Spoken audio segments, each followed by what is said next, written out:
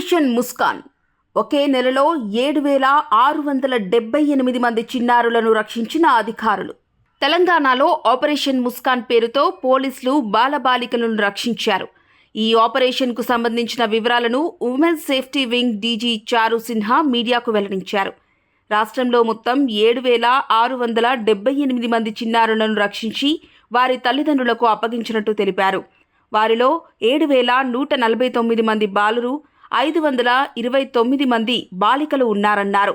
చిన్నారుల్లో మధ్యప్రదేశ్, రాజస్థాన్కు చెందిన 3,783 మంది, నేపాల్కు చెందిన 4 చిన్నారులు ఉన్నట్టు తెలిపారు.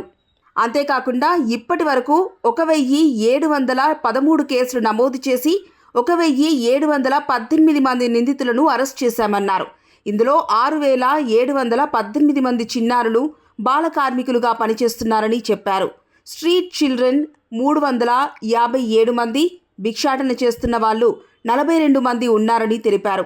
1,049 మంది చిన్నారులను రెస్క్యూ హోమ్కు తరలించామన్నారు.